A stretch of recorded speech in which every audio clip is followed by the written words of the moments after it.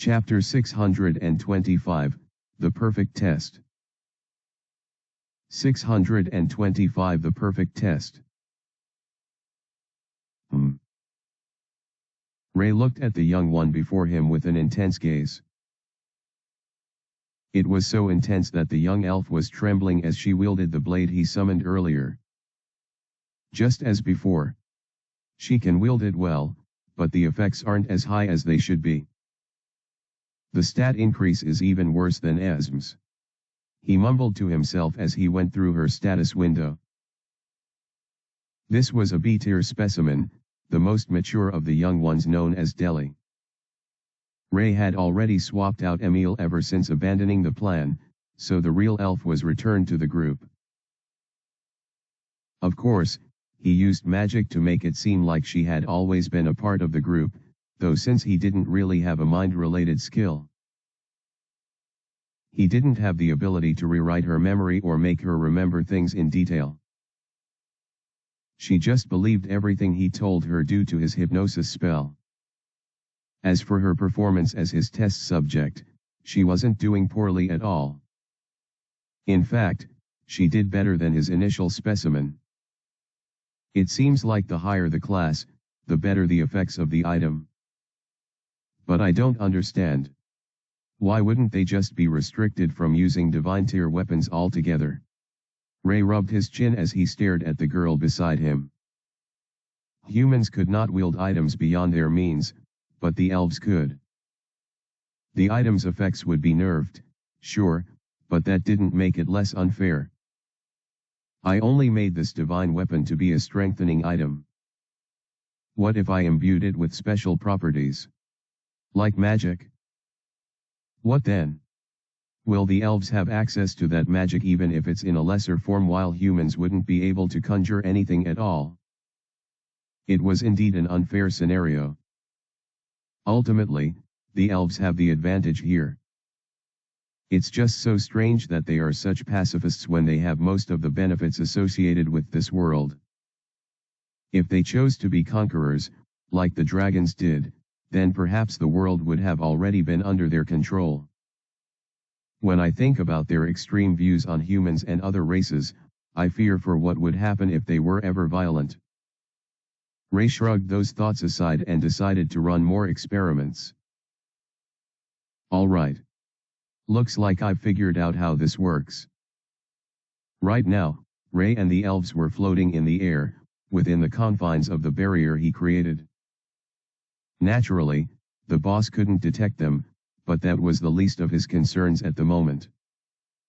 Each elf had a divine tier weapon on them ranging from bow and arrows, to swords, spears, twin daggers, staffs, and many more, and each of those weapons also had effects assigned to them. Some amplified magic spells, while others produced certain kinds of magic, or effects that appeared like it. They essentially functioned like enchanted items. The effects are indeed nerfed in proportion to their class, but they're usable nonetheless. That means the elves can pretty much use any item without restriction, including their powers, but it'll just be downgraded. He even served as target practice for the elves, letting them fire all sorts of attacks at him to test their intensity. For example, fire blasted from a weapon wielded by a C-tier elf wasn't the same as the fire blasted from the same weapon, but wielded by a D-tier one. After studying them to his satisfaction, Ray was impressed by their performance. Yes, it's a bit disappointing that they get weaker in the wrong hands, but this is still a big step up. After all, the boosts are still legitimately good. Plus, he couldn't downplay the effects of some of the divine tier weapons. They're ready.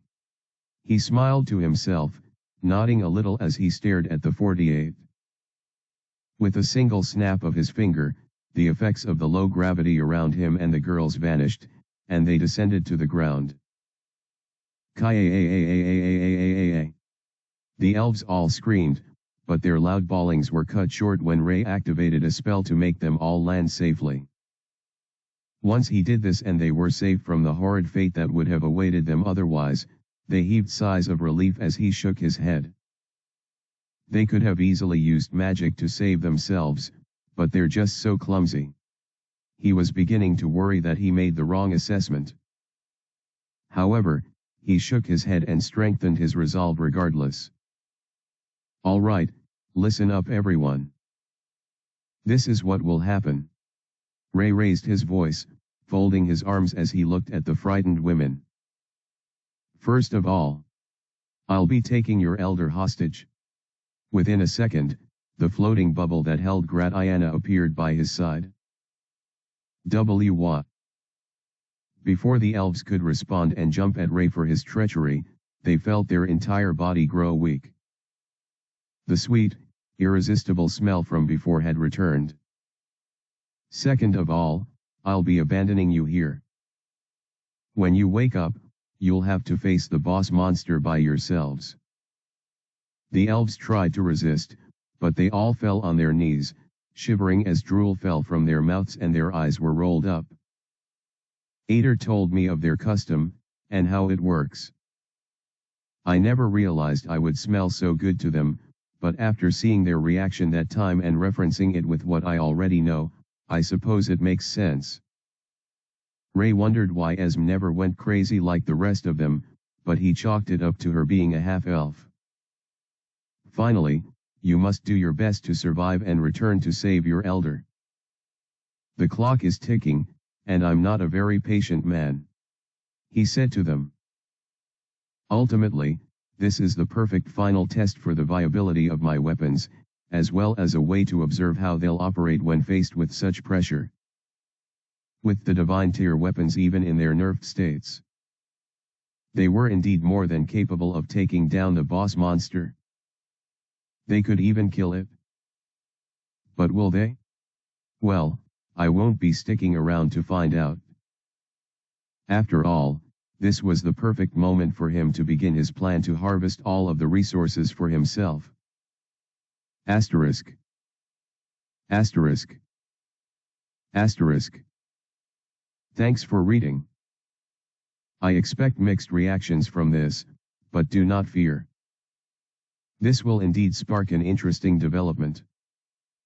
Chapter 626, Dog Eat Dog. Chapter 626 Dog Eat Dog. Thud. The elves all collapsed before Ray, and he watched them with barely any emotion in his eyes. He simply turned away from them and looked at the room's entrance. He seemed to be the only conscious person in the room, at least until he uttered some words. So, are you done? As he said this, a purplish black slime appeared from among the flowers, hopping towards Ray with what appeared to be excitement. The moment it jumped at him, however, splat! Its gooey form splashed on the barrier that surrounded Ray and the elves. What do you think you're doing? Your job isn't finished yet. But why, master, you're so mean. Emil's whining voice was something Ray hadn't particularly missed. However, compared to the cries of the elves, this was music to his ears. I'll grant you your reward if you can pull this off well. I'll be taking my leave now, but before that there are a few things to do. Yet I remember the plan. Good. He smiled, nodding at her intently. His gaze went to the sleeping boss, as well as the giant flowers around him, and his grin grew much wider than ever before. This should be fun. Ugh. The elves groaned as they slowly gained consciousness. They held their heads, chests, and other parts of their bodies while acclimating to the world around them. It was all fuzzy at first, with the only concrete thing they could feel being the divine tier weapons in their grasps. However, before they could fully even understand their predicament, roar! The loud roar of a terrifying beast echoed within the vast room, waking all of them from whatever remnant grogginess they were experiencing. All of them, without exception, were now fully awake. Eek! Their annoying screams responded in a chorus, as all of their tear-filled eyes rested on the source of the explosive roar. It was the five-headed giant dog that stood at the center of the garden, the same place they were also standing in at the moment. The creature was awake, and it was glaring at them with sheer killing intent. To call the elves terrified would be an understatement. They simply clung to their weapons as they huddled together in fright. More screams filled the air as the creature roared at them. "We're going to die. Help us. Someone help us. Save us. Plaze." All of their screams fell on deaf ears as they all begged whatever invisible figure in the expanse with them to deliver them. But there was no one present. No one knew where Ray went, or how long had passed since his disappearance. All they knew was that they were currently in mortal danger, one that would kill them if no deliverance arrived. Boom! The mere stomp of the five-headed monster sent all the elves flying in multiple directions, separating them from one another. Wow! Hi you. They all scrambled for their lives like little children, flinging their weapons in any direction as they continued their confused dance for survival. The monster watched them without doing anything, perhaps confused or amused by their display of sheer incompetence. It was truly a pitiful sight to see. Then, seemingly fed up with their nonsense, the monster stretched out its hand to one of the flailing elves who had a spear. Its massive hand neared her, and the moment she saw this, she screamed in fear. "Arg! Stay away! Stay away from me!"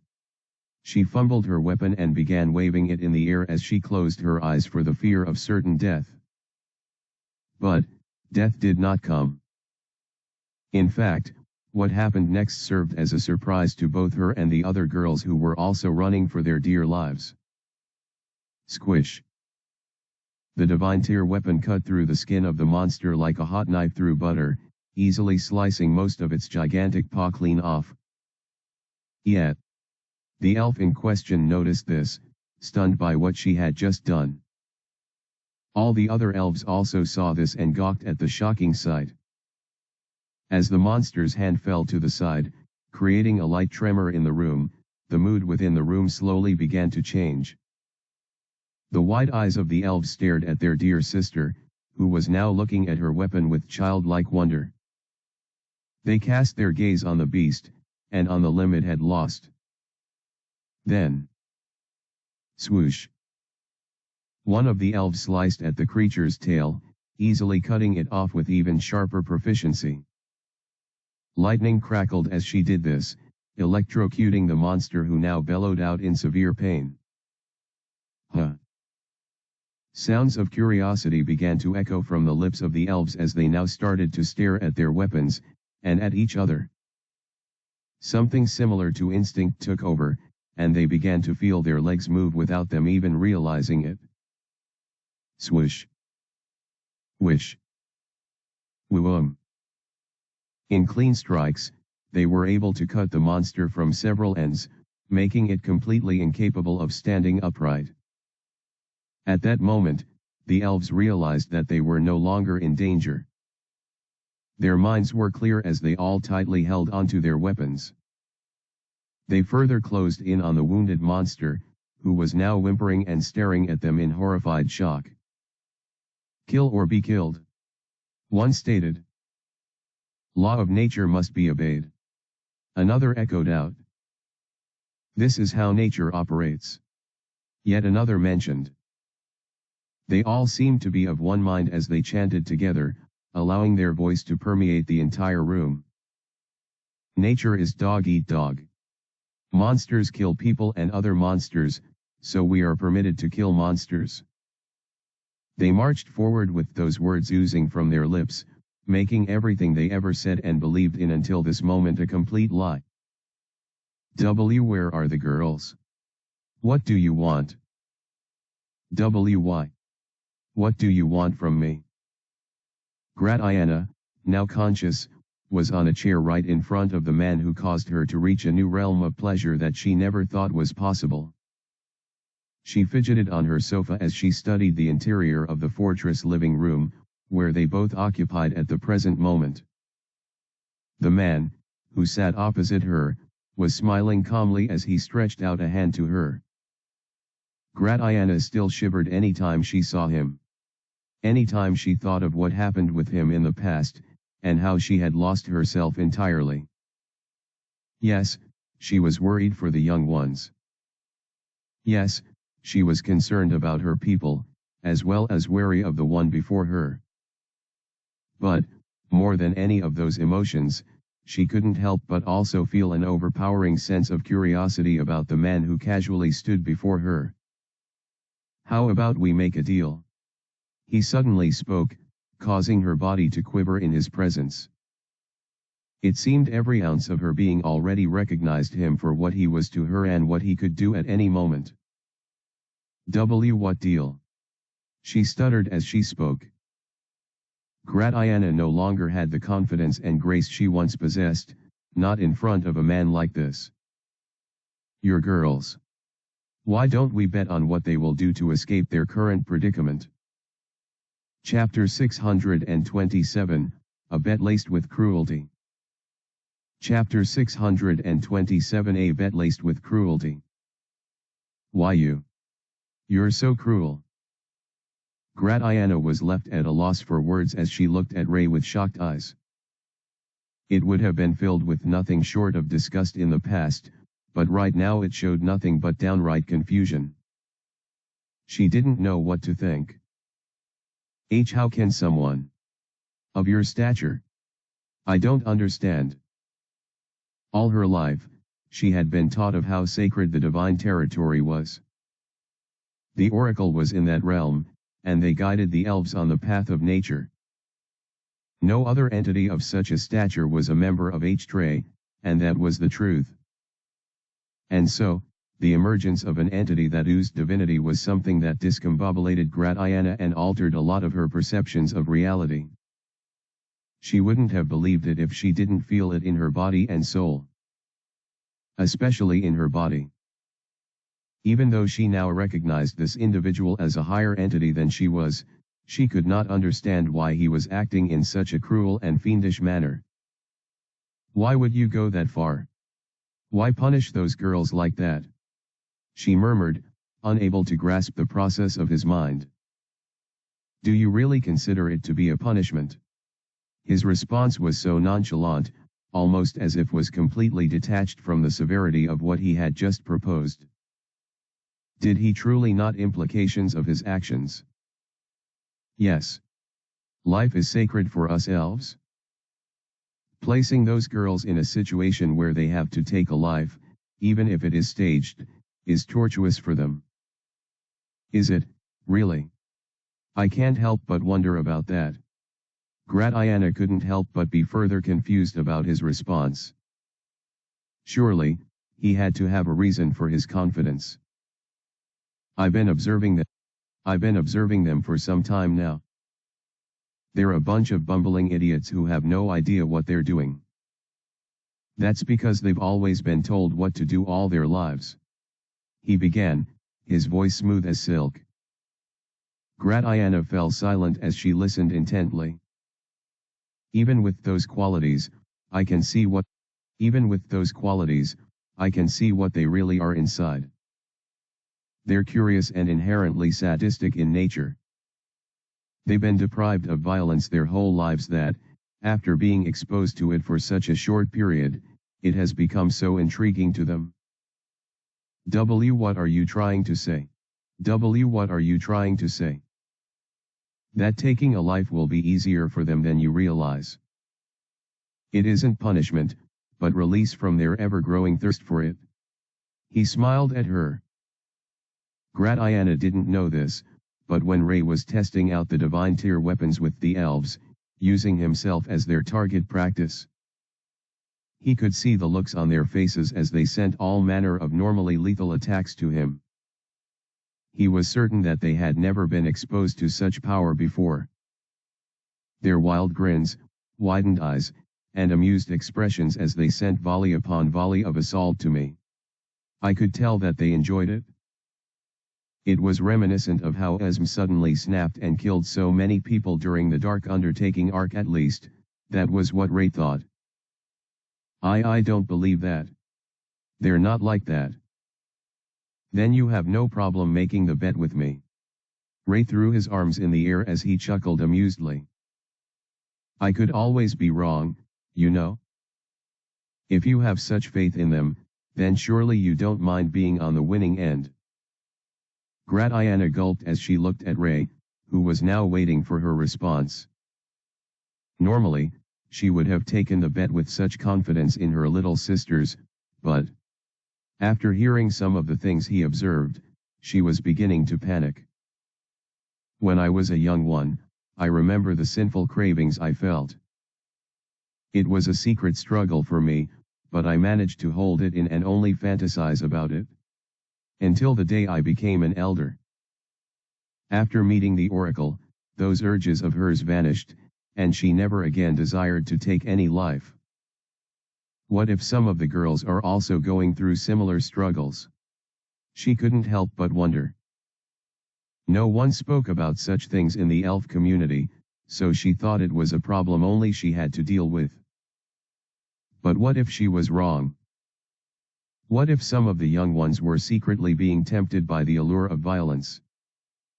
If you agree to the bet, I'll let you sniff me.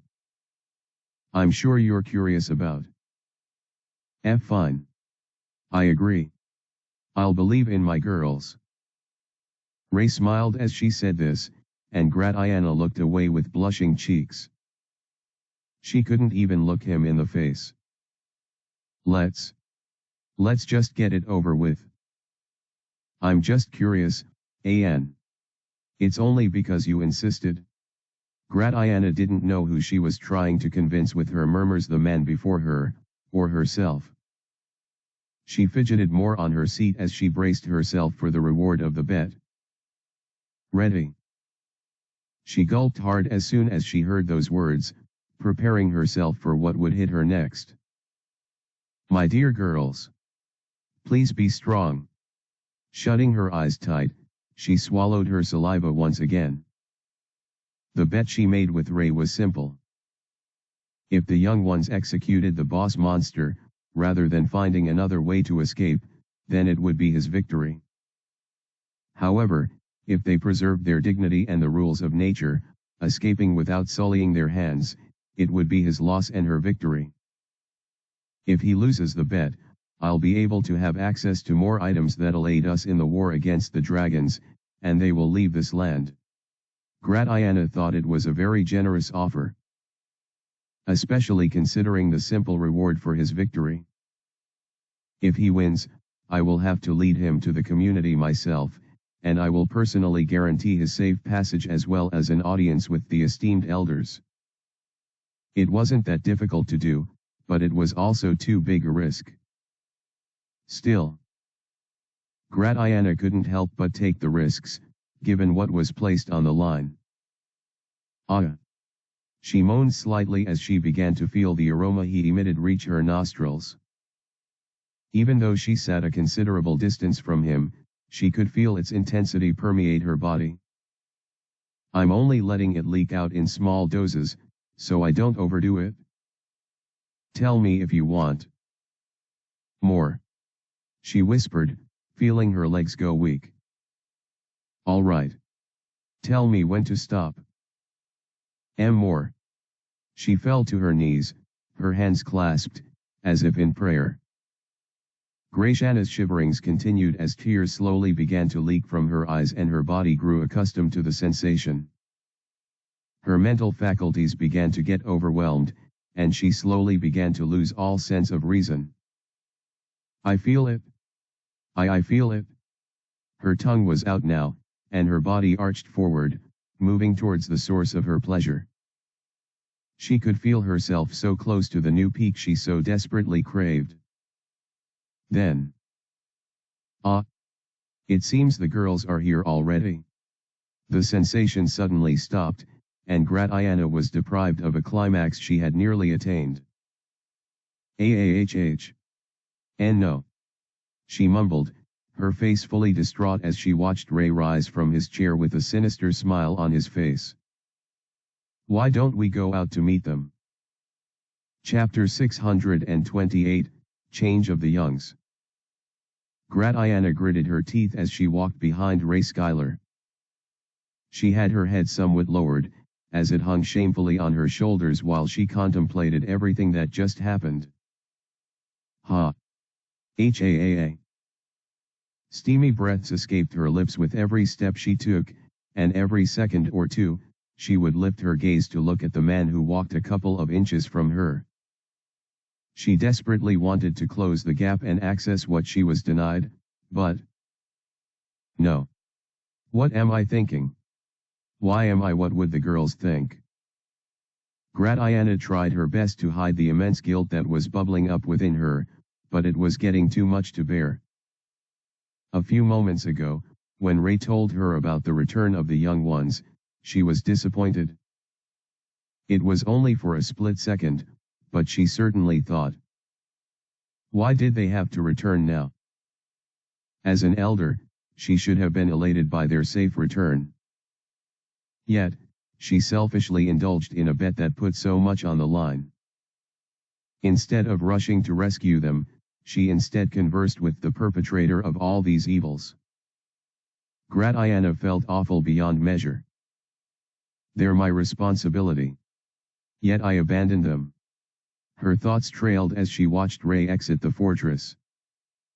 She felt reluctant to do the same. How can I even face them? She simply wanted to stay back and hide herself in the shadows, at least, until she had worked up the courage to face her little sisters. Unfortunately, whoosh. She had no choice in the matter. In a fraction of a second, she stood right beside Ray, who placed his arm around her as he smiled confidently at the elves who were fast approaching, right outside the barrier's boundary. The sudden change in scenery stunned Gratiana so much that it was difficult for her to render a single word or action in reaction to it all. She could only take everything in with a gasp and widened eyes. Do you see now? She heard Ray whisper to her, and instantly her body shivered. Her heart sank even lower than ever as she looked at the incoming girls and the menacing expressions on their faces. Their bodies were stained with blood, and they were dripping with all manner of entrails. Still, they remained unfazed by it all. The way they tightly clung to their lethal weapons as they approached with a battle-hardened glare proved just how ready they were for combat, perhaps something even more. Do those eyes look innocent to you now? Gratiana saw it, even felt it within her, but she didn't want to accept it. And no. I don't believe this. She whispered, staring at the group that now reached the forefront of the barrier. You don't believe it even if it is right in front of you. I can't. She saw Ray smile as he turned back to look at her. His glowing red eye made her body react accordingly, almost as if it completely knew what to do with just a single glance. I figured as much. Which is why I'll show it to you right here and now. Gratiana didn't know what he meant by that, but he simply stood still, allowing the girls to approach even further. They walked through the barrier like it was nothing, approaching him and Gratiana with unchanging expressions on their faces. What are you planning? Girls. My sisters. Are you okay? The young ones walked past Gratiana without uttering as much as a single word. They didn't even glance at her or Ray for that matter, but kept walking straight towards the fortress. It puzzled Gratiana instantly. They can't see or hear us. I wouldn't want you to interfere with what you're about to witness with your own eyes. He narrowed his eye as he watched them. Gratiana gulped as she joined the spectating, observing as her little sisters stopped short of the fortress and then stretched out their expensive-looking weapons. For a moment, they were still. Almost as if choreographed, they all stopped moving, and Gratiana didn't understand why. She was able to know every little thing that went on in the minds of her youngs, but this time she was completely confounded. What are they doing? Boom. Before she could conclude her question, bright bursts of energy in many forms, fire, lightning, light, or sheer explosions charged from the weapons of these girls as they fired their attacks at the same time. The result was a deafening eruption, as well as the utter obliteration of the towering construct that both Ray and Gratiana previously occupied. They didn't know we had left that place, yet they blew it up.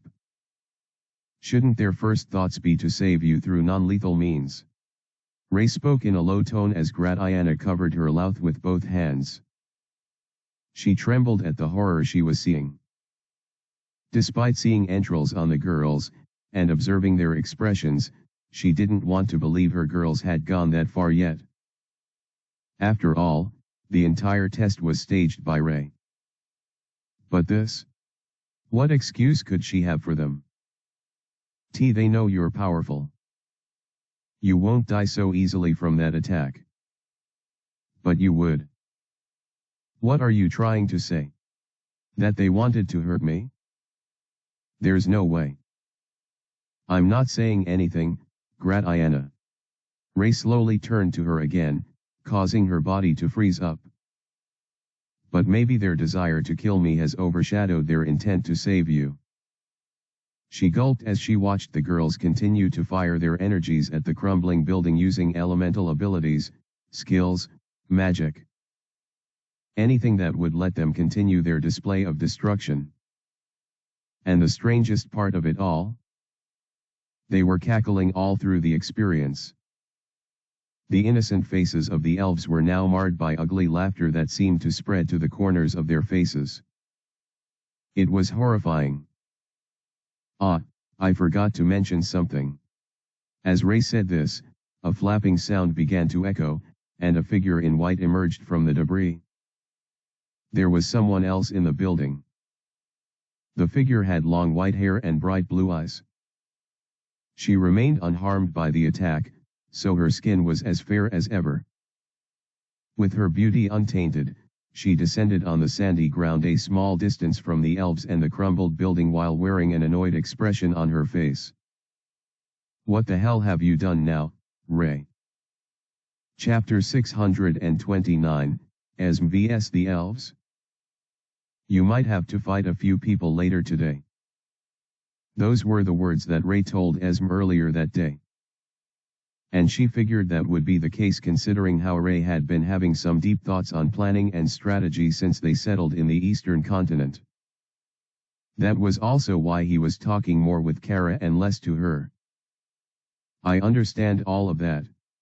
It's all for the mission. Esm constantly told herself, so she didn't particularly mind. She spent most of her time trying to connect with the oracle figure that Ader mentioned, so she was busy meditating while the others did whatever concerned them. It wasn't safe outside thanks to the discrimination against half-elves, and her companions were really too busy to consider her. Kara was running an errand for Ray somewhere, and Emil had her own business to attend to. Ray was also occupied with his whole plan. That left her all alone, pretty much the most useless in the bunch. Should I not have come? She even began to wonder to herself. Objectively speaking, there were many other alternatives to Esm tagging along which made sense, so her presence in the group wasn't very vital. The only reason she was here was due to Ader's endorsement. I don't even know why he did that. Maybe he has something in mind. Either way, the only way she could prove useful was to connect to the network that all elves seemed to share. But, while she was busy with that, she couldn't help but notice elves approaching the fortress. Esm didn't pay them any mind at first. After all, there was no way they would get past the barrier, so she could just continue with her meditation. But they got in. Much to her surprise, she was wrong. It was at that moment that she gave them a lot more attention. Of course, She wasn't seeing the elves or anything. It was more of a sensory interaction with their presence. Also, this feeling. Are they wielding Ray's divine tier weapons? Is this the further experiment he wanted to run with it? She sighed and shook her head. She could understand his rationale, using them to test out the holes in his theory until he arrived at a satisfactory conclusion, but wasn't it risky to give the young ones such weapons? At this point, Esme could no longer continue her meditation. She simply sat in her room and waited for what the young ones would do next. She could even make a guess on what their next course of action would be. Do I need to use magic to block my ears from all the screaming and shouting that will soon follow the dash? Boom. The buildup of energy caused Esme to cease her thoughts, but it was the explosion that truly made her stop the line of logic completely. Hold on. What? She swiftly reacted to the falling building by creating a barrier around herself, while also flying with magic. Of course, she was in no danger whatsoever. Except that of shock, of course. Why in the world are they attacking out of the blue? She didn't understand it, but she knew the best way to do so. Whoosh. In one swift motion, she exited the falling building and landed away from it before everything finally crumbled. Now a small distance from the elves, who were staring at her with nothing but purely murderous intent, while dripping blood and entrails, she couldn't help but leak out her thoughts. What the hell have you done now, Ray? The 48 elves were pulsating with power at the moment. After killing the boss monster, they went on to kill everything else within the dungeon on their way out. At some point, they all lost count of how many lives they had taken, as well as the consequence of their action. They now understood that this was the course of nature, so they became free from the guilt or significance that came from taking the life of an enemy. Their lust for battle, or rather, death, was yet to be satiated, though. Merely finding the half-breed vermin present was more than enough to set them off again, and they directed all of their murderous intent towards her. She was unscathed by their attack, which meant she was clearly strong. Still, she was only one half-breed, while they were 48 true elves, with divine tier weapons to boot. All in all, both in terms of quality and quantity, they were the superior ones. What's going on with you people? Your alignment seems to have changed too. I see, so this is what Ray's plan was from the start. The elves heard her speak, but none of them listened to her. Instead, they fanned out and began to take formation. Like predators who were after a single prey, they kept their eyes on her as they prepared themselves. Ha! So it looks like I'll have to fight you people. As she said this, sighing in the process, she summoned a staff from seemingly nowhere. I won't kill you, but it'll hurt a good deal. Then again, that seems fair considering what you're about to do to me. Once again, they weren't paying any attention to her. Instead, their eyes were wide open, same as their mouths, displaying their teeth as they grinned. Half-breeds are an abomination. Nature dictates the rules. Death to the half-breed vermin. They all began to chant, making their voices echo into the air, and throughout the beach. Death to the half-breed vermin. Death to the half-breed dash. BZZZZTT. In a sharp flash, bolts descended from the sky and struck about half of the elves who faced Esme. The blast of lightning that rained down covered the entire area in an overpowering blue hue, and the surrounding vibrated in response to its descent. The elves who were struck by the crackling attack instantly fell to the sandy ground, darkened and unconscious. The rest stared in shock. Don't worry, that wasn't enough to kill them. Esme's still voice reverberated as she tightly held her staff and gazed upon the elves. Still, Since I don't appreciate being called a half-breed, the next person who says that will be killed for real. Silence and tension mixed into the air, and an aura of dread began to emanate from her. So, who's next? Thanks for reading. Looks like Esm reached some new realm of badassery. Awesome. Also, thanks to everyone who bought the new privilege chapters. Y'all are really the best, FR. Chapter 630, Esm vs the Elves. ZZZTTTZZZ. As traces of electricity still buzzed in the air, Esm stood firmly with her staff as she watched the 24 remaining elves who gawked at her power. It seemed she was waiting for them to make whatever move they desired, but at the moment no one was moving. They were merely engaged in a staring contest. As Gratiana saw all of this by Ray's side, even she couldn't help but be shocked by what had just happened. That half-breed. The moment she said this, a chill descended down her spine, and it came from the man who stood beside her. His hand was placed on her shoulder, and a gentle smile spread on his face as he stared at her. You heard the lady. Don't call her a half-breed again. The smile on Ray's face was so scary that the elder quickly looked away, nodding obediently as she muttered, "Why yes. Good. Now sit back and enjoy the show." He removed his hand while placing it in his pocket. I've been curious about how well she fights for some time now. She looks strong. How powerful is she? Gratiana murmured as she looked at Esm's unmoving figure. Upon hearing the question, Ray shrugged. Based on pure stats alone, you should be stronger than she is. However, her items really boost her to another level.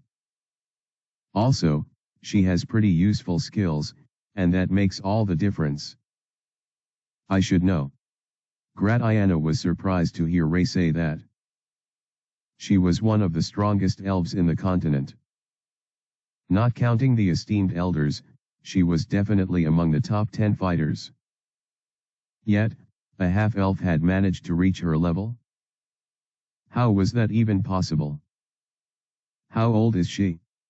Gratiana asked, swallowing a little. Why do you ask? Because half-elves usually have the lifespan of humans, since they take on more features from them. Even though she looks more similar to an elf, I doubt she has the same kind of lifespan that we do. Once or twice, Gratiana had seen half-elves that resembled her race to a degree, though Esm's resemblance felt too uncanny, but even they did not inherit the lifespan that elves were born with. She also looks familiar, though I can't place it. Well, she's about the same age as me. And how old are you? Sixth. Ray swiftly stopped himself from speaking as soon as he realized what he was about to say. His eyes twitched a little, and he swiftly tried to salvage the situation. I can't tell her I'm 16. She's someone who's lived for hundreds of years. How exactly am I supposed to act the way I do if she's old enough to be my ancestor? Taking deep breaths, Ray thought of a way to save himself from his current predicament. Thankfully, all of that was unnecessary. 60, huh? Younger than I thought. It still makes no sense, though. She's too young to possess such power. Ray swallowed hard the moment he heard her speak. Her conclusion placed him and Esm at too high an age, and even then she thought they were too young. I think it's best I keep my true age to myself. Upon resolving this within himself, he continued talking. That's because she has taken lives? By only taking the lives of her enemies, when necessary, she was able to advance in strength quicker than normal elves would. That is an affront to nature. Gratiana responded with a stern tone. Her face, unlike the looks of the protesting elves, showed a kind of certainty that couldn't be argued against. She had her mind made up, and there was no changing it. Well, Your little girls don't seem to think that. That's because you corrupted them. Did I? Why yes. It's wrong for elves to do that. The oracle commands us with the will of nature, and we should never do that. I guess we all have to follow the oracle's decree then. Exactly.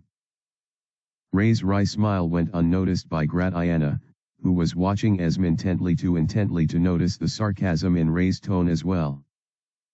Well, it's not like I'm foolish enough to actually disobey the oracle now, not when I need them badly. He thought to himself as he stared at the brewing fight. Master, when will you be done? I want to come back already. Hearing Emil's voice suddenly pop into his head, Ray shrugged a little before responding. Just a bit longer. I want to prove a point. Once it's over, I'll bring you and Kara back from my domain. Is she done with her assignment? Yes. She works very fast. Ray chuckled to himself as he nodded, once again grateful to Ader for recommending the girl.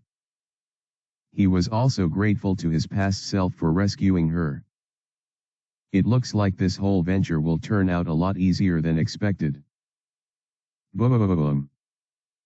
The resounding echo of battle woke Ray from his reverie, dragging his attention to the battle that was taking place before him. There, the elves had begun to attack Esman in droves for that matter.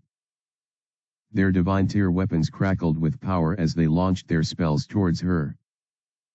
None of them were useful against her skills, though. Elemental attacks were useless against her due to her skills and the nature of her new class. Not only was she immune to those kinds of attacks, as long as they were at a certain level, but she could also hijack control over the attacks and control them however she desired. In essence, almost all the attacks that were thrown at her were easily deflected in no time. As for other kinds of magic that she couldn't deflect with her skills, she easily blocked them with a magic barrier, while also making sure to read the next moves they would make after she was finished defending against their current attacks. Compared to the elves, who were no more than bumbling fools with no real skill in combat, Esme was adept at combat in every facet, causing Ray to smile and Gratiana to gawk throughout her display. She's amazing. The elder had to whisper as she stared at the young lady who truly seemed no different from a young one. No, perhaps there was a difference. She's more outstanding than I imagined. Chapter 631, Best of Both Worlds. TCH. Just die. The elves bombarded Esme with several shots of attacks, none of them daring to get close to her due to the superior mobility and overall combat experience she possessed. Still, it wasn't like they were making much progress by keeping their distance. In fact, they were losing all the same. Elves were mostly taught elemental magic, since it was the most useful kind in overall utility. Of course, commonplace magic was also essential, but those were all at the basic level. Since combat wasn't an essential part of their lives, elves never really had the need to advance spells or create a more intricate means of attack, making them amateurish in a sense. In that regard, they were similar to dragons. However, the major difference between the two races was their disposition towards violence. Due to their lack of proper understanding of tactics, yet their immense abilities gifted to them by nature, they were powerful but inexperienced. As a result, compared to Esme, who was the best of both worlds, they stood no chance. Might as well end things now. The salty breeze whipped through her hair as she gave a confident smirk. Almost as if she finally snapped, one of the elves lunged forward, a whirlwind of energy crackling around her fingertips. She held twin daggers and tried to twist and turn to create a swirl of lethal energy as an assault. Esme sidestepped this attack with ease, the sand beneath her feet shifting as she moved. With a swift motion, she countered, using wind blades to slice through the air and find their mark with deadly accuracy. Both weapons flew out of her hand, and one more blast of wind fell on her as she tried to regain her footing. Ack! The elf stumbled back, a surprised expression on her face as she crumpled to the ground. As the other elves surged forward, each unleashing their own unique brand of magic, Esme danced between them like a shadow, her movements fluid and precise. Bolts of lightning crackled through the air, fireballs erupted from the palms of her adversaries, and tendrils of earth reached out to ensnare her, but Esme evaded them all with graceful agility. It was all pointless. Upon seeing all of this, the elves, growing frustrated by her seemingly effortless evasion, redoubled their efforts. Their magic became more erratic and chaotic with each passing moment, and their desperation grew to its limits. In contrast to them, however, Esme remained unfazed. And then, with a sudden burst of inspiration, she saw her opportunity. Gathering her magic, Esme called upon the elements around her, summoning forth water and sand from the beach. With a flick of her wrist, she sent the mixture swirling around the elves, ensnaring them in a deadly vortex of quicksand. Panic flashed across their faces as they struggled to free themselves, but it was futile. Let us go. Kaaaa. Why you have? You will pay for this. Ignoring them, she simply continued her dance to its conclusion. Zzzzttzzz. With a final flourish, Esme called forth a bolt of lightning from the heavens above, directing its energy down into the swirling mass of sand and water. The air crackled with electricity as the quicksand solidified, transforming into a smooth, glassy surface beneath the elves' feet, and all around them as well. In mere moments, the once fierce adversaries were trapped, their forms encased in a shimmering prison of glass. And so it concludes. She murmured, looking at the massive construct of glass that now held all the elves, both the conscious and unconscious, hostage. I've always wanted to try that. Unbelievable. Ray grinned as Gratiana looked at the half-elf before her. The way she used her magic, as well as the rest of her skills, made the elder forget about her racist disposition for a moment. She fights better than anyone I've ever seen. Of course. Ray shrugged. Your people are very limited in many areas. Though, with the bet ending in my favor, I intend to change a lot of things. Why you? We aren't sure the young ones killed the boss. Really? Even after seeing them covered in entrails, and also witnessing how they fought my ally. Raising his eyes, Ray directed a look of skepticism at Gratiana. He already knew she was well aware of the young elf's perversion, but her pretense was something he didn't want. She should be honest about it, he thought. Ray. I know you're watching this, so just come out right now. Esme's yelling voice interrupted whatever he wanted to say next, so he simply winked at Gratiana and stepped forward. As he did so, the magic he used to cloak both himself and Gratiana wore off. You got me. He smiled, raising both hands as he approached the elf who was glaring at him, though playfully. So did you enjoy yourself? This guy. Come on. Admit it. He drew closer, reaching to touch her shoulders, but she swiftly used her staff to knock his hands off. Ow. Of course, Ray wasn't referring to physical pain. He knew such wouldn't work on Esme, so he placed his hand on his chest and faked being hurt. So cold. He even whispered, to which Esme simply shook her head and hid her smile as much as she could. While they did this, Gratiana went to the elves, who were stuck in glass, her face depicting nothing short of worry. Esme noticed this and couldn't hold back her smile any longer. Just a little. What was that? Ray drew closer, his ear directly facing her. Fine. I enjoyed it a little. She smacked his shoulder with her staff again, and he laughed at it. He. As they both approached the prison of glass, Asm and Ray began nudging each other with their shoulders, laughing in the process. No one would have even guessed that a fight had just gone down. While this was happening, the elves seemed to be in a state of both shame and fear, looking at Ray and Asm with understandable apprehension, while they looked at their elder with humble disappointment in themselves. Ray already knew the best way to banish the gloomy mood.